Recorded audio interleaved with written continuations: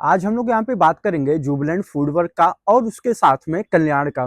और हम कल्याण को ना आज के इस वीडियो में पीयर टू पीयर कंपेयर भी करेंगे, खास करके टाइटन के साथ। तो चलिए अब हम लोग बिना देर किए आज के इस वीडियो को स्टार्ट करते हैं। तो अगर मैं सबसे पहले बात करूं जुबिलेंट फूडवर्क का, तो इनका ना बिजनेस मॉडल बहुत सिंपल है। जैसे कि ये लोग डोमिनोज के नेम से अपना स्टोर वगैरह रन करते हैं, ऑफलाइन भी ऑनलाइन भी। और आई थिंक आज के टाइम में सारे लोगों ने डोमिनोज को कभी ना कभी अपने लाइफ में जरूर ट्राई किया होगा। तो फिर आप देखोगे ना, डोमिनोज का मेन जो एक मोट है ये है कि भाई इनका जो पिज्जा वगैरह आते हैं थोड़े से क्वालिटी वगैरह बेटर होते हैं, और इनको ज्यादा डिपेंडेंट नहीं रहना पड़ता है स्विगी जोमेटो इन सब पे। क्यों? क्योंकि इनका खुद का एक तो ऑफलाइन स्टोर भी है, ठीक है, फिर उसके साथ में इन लोगों का ऑनलाइन भी है। इनका ऑनलाइन इन द सेंस खुद का प्लेटफॉर्म है और खुद के डिलीवरी पार्टनर्स हैं। तो फिर इनको हल्का सा एक बेनिफिट मिल जाता है, इनको एक हल्का सा एज मिल जाता है, कहने का मतलब है मेरा।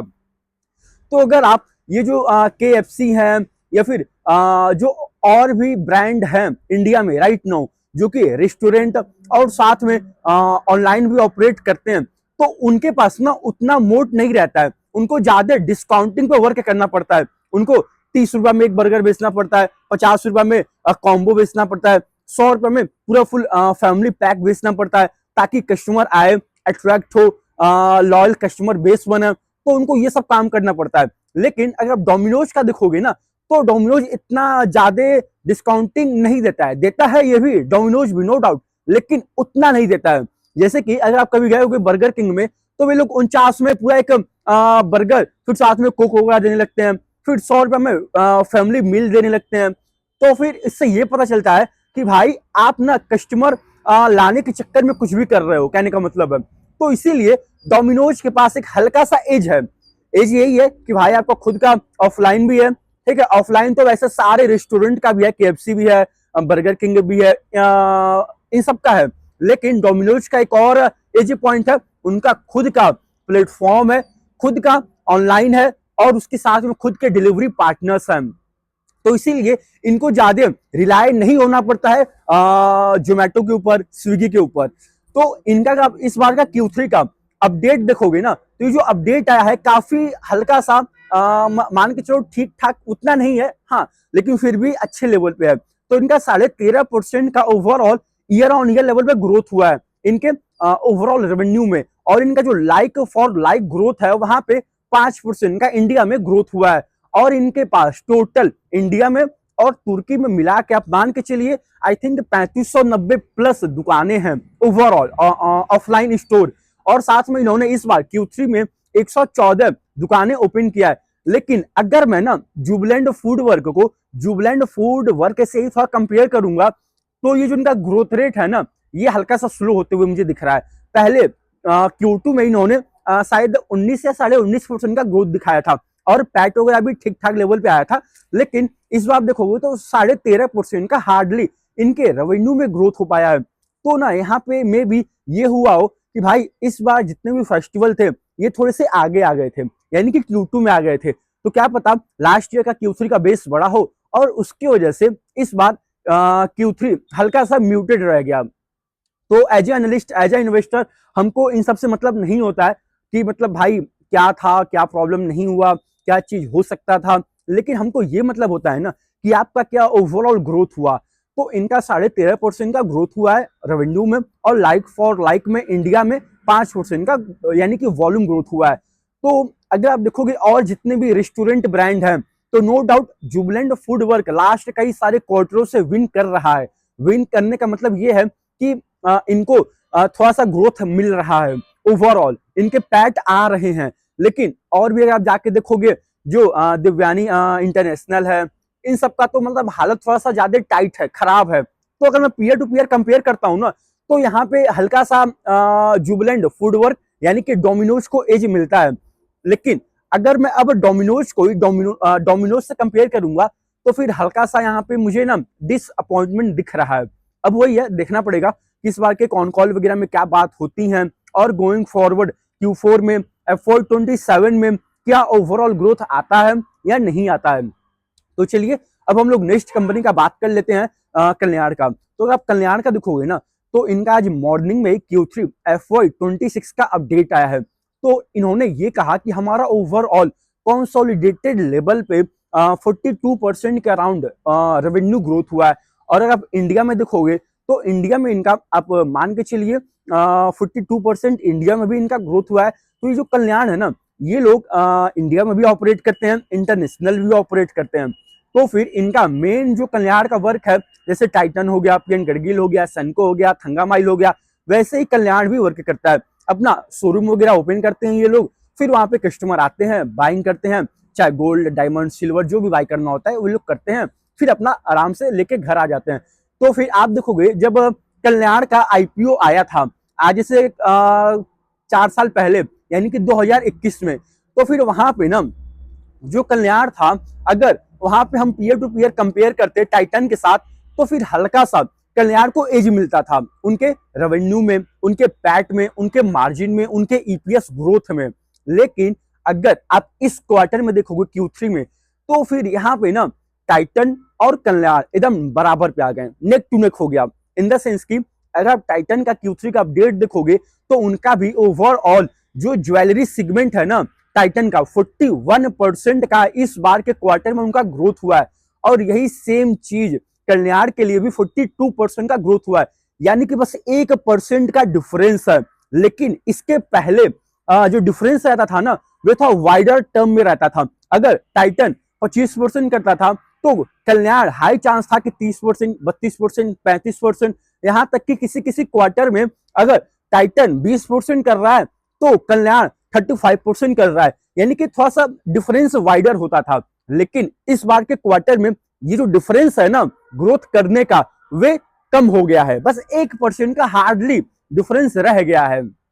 तो फिर अभी आप अगर टाइटन को देखोगे ना, उनका टोटल बेस ना बहुत बड़ा है एज कंपेयर टू द कल्याण से, और भी जो अदर प्लेयर हैं उनसे भी। तो टाइटन का अगर आप जाके देखोगे तो आई थिंक 3400 प्लस इनके ओवरऑल स्टोर हैं।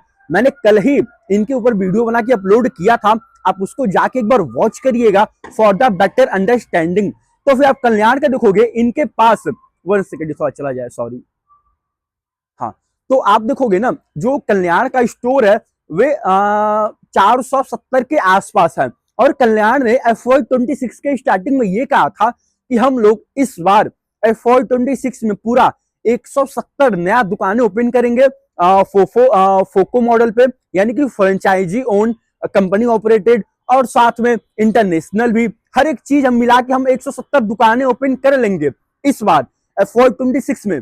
लेकिन अगर आप अभी राइट नाउ चेक करोगे ना, तो इन्होंने हार्डली 81 के अराउंड इन्होंने स्टोर ओपन किया है। और अगर इनको 170 दुकानें तक अपने दिए गए गाइडेंस पे पहुंचना है ना, तो इनके पास अब 3 महीने बचे हैं और एक क्वार्टर बचा है। तो इस एक क्वार्टर में इनको 89 दुकानें ओपन करना पड़ेगा अपने दिए गए स्टोर गाइडेंस को बीट करने के लिए। लेकिन हल्का सा मुझे यहाँ पे पॉसिबिलिटी कम लग रहा है कि आप अपने दिए गए स्टोर एडिशन गाइडेंस को शायद आप मिस कर जाओ, क्योंकि इनका FY25 के एंड में और FY26 के स्टार्टिंग में ओवरऑल 388 स्टोर था, और अभी आप जाके चेक करोगे तो हार्डली अभी 470 के करीब में है। तो फिर वही मैं कह रहा हूं, जो 170 दुकानें ओपन करने का गाइडेंस था, ये हल्का सा मुझे मिस होता हुआ इस बार के क्वार्टर में दिख रहा है। तो चलो, ये तो एक स्टोर गाइडेंस का मिस हो गया, कोई बात नहीं है, कभी काल होता है। लेकिन अगर मैं अपना रेवेन्यू ग्रोथ के टर्म में देखूं, तो यहाँ पे भी अब जो टाइटन है, जो आपसे बहुत बड़ा है, जो बिग डैडी है, वे अब बस 1% का हार्डली ग्रोथ में डिफरेंस रह गया। और उसके साथ में अगर आप देखोगे, ये इन दोनों कंपनियों का, या फिर जो और भी गोल्ड में वर्क करने वाली कंपनी है, चाहे वो B2C हो, चाहे वो B2B हो, उनका जो ना जो ग्रोथ आएगा इस बार, उसमें हमको मेन ये देखना होगा कि क्या रियल में वॉल्यूम ग्रोथ हुआ। जैसे कि कल सेनको का 51% का ग्रोथ का आया है नंबर वगैरह Q3 का, तो वहां पे ना उनका वॉल्यूम म्यूटेड है। और ये जो इंक्रीज हुआ है 51%, ये इसलिए हुआ है क्योंकि ईयर ऑन ईयर लेवल पे जो गोल्ड का प्राइस है वे 65% अप है। और यही सेम रीजन हाई चांस है कि कल्याण के लिए भी हो, टाइटन के लिए भी हो, और भी जो B2B, B2C जो अदर प्लेयर हैं, छोटे मोटे बड़े, सबका यही हाल होगा। इन द सेंस कि सबका ग्रोथ दिखेगा आपको ऊपर ऊपर से, लेकिन अगर आप जाके थोड़ा इन डिटेल चेक करोगे ना तो आपको ये दिखेगा कि भाई आपका वॉल्यूम ग्रोथ ऐसा सच नहीं आया है इस बार। क्यों नहीं आया? क्योंकि गोल्ड का रेट ज्यादा बढ़ गया और कस्टमरों ने अपना थोड़ा सा बाइंग रोक के रखा हुआ है। जैसे ही गोल्ड का रेट थोड़ा नीचे आता है, लोग उस पर टूट पड़ते हैं बाइंग करने के लिए। तो फिर यहाँ पे भी गोल्ड का रेट कभी ऊपर जा रहा है, फिर 2 दिन हल्का सा डिप हो रहा है, फिर तीसरे दिन से ऊपर की तरफ जा रहा है। तो जब तक ये गोल्ड का रेट स्टेबल नहीं होगा तब तक हाई चांस है कि भाई आपका वॉल्यूम ग्रोथ वगैरह एज सच ना आए। अब आ भी सकता है, नहीं भी आ सकता है, वे तो आपको हर एक कंपनी का, हर एक बिजनेस का कॉन कॉल रीड करना पड़ेगा, उनका इन्वेस्टर प्रेजेंटेशन जाके पढ़ना पड़ेगा, तो ही आप जान पाओगे। तो नो डाउट कल्याण का भी नंबर 42% अच्छा है, लेकिन अगर मैं पीयर टू पीयर कंपेयर करूंगा टाइटन के साथ तो नहीं अच्छा है। क्यों नहीं अच्छा है? क्योंकि 1% का हार्डली अब डिफरेंस रह गया। साथ में कल्याण ने जो 170 दुकानें बता के रखा था कि हम ओपन करेंगे, अब वो भी मुझे मुश्किल लग रहा है कि आप कर पाओगे F26 में। क्या पता हो भी जाए, क्योंकि अभी इनको ना अब 3 महीने में, मान के चलो बस एक क्वार्टर बचा है और लास्ट 3 महीना बचा है, इसमें इनको 89 दुकानें ओपन करना पड़ेगा। तो 89 दुकानें ओपन करना मतलब नॉट अ जोक यार। आई डोंट थिंक कि हो पाएगा। अगर हो गया तब तो बहुत अच्छी बात है, लेकिन अगर नहीं हो पाया तो वही होगा कि मार्केट को ये लगेगा आपने जो गाइड किया आप उसको नहीं कंप्लीट कर पाए। तो आप कंप्लीट ट्रैक करो। इसीलिए मैं कहता हूं प्लीज आप हर एक बिजनेस को हर एक क्वार्टर में ट्रैक करो, तो ही आप जान पाओगे। तो अभी तक पीएन गडगिल का नंबर नहीं आया है, ऐसे पीएन गडगिल का, थंगामाइल का नंबर आ जाएगा तो अब अच्छे तरीके से और डिटेल में पीयर टू पीयर कंपेयर कर लेंगे इन सारे B2C प्लेयर का। तो चलिए, आई थिंक आपको ये वीडियो पसंद आया होगा। अगर आपको कुछ भी डाउट होगा तो आप मुझे इस वीडियो के नीचे कमेंट कर दीजिएगा या फिर आप मुझे एक्स पे डीएम कर दीजिएगा। एक बात ध्यान रखिएगा, ये वीडियो बिल्कुल भी बाय और सेल रिकमेंडेशन नहीं था। ये वीडियो बस एक एजुकेशनल पर्पज के लिए था। अब हम लोग आप लोग से अगले वीडियो में मिलेंगे।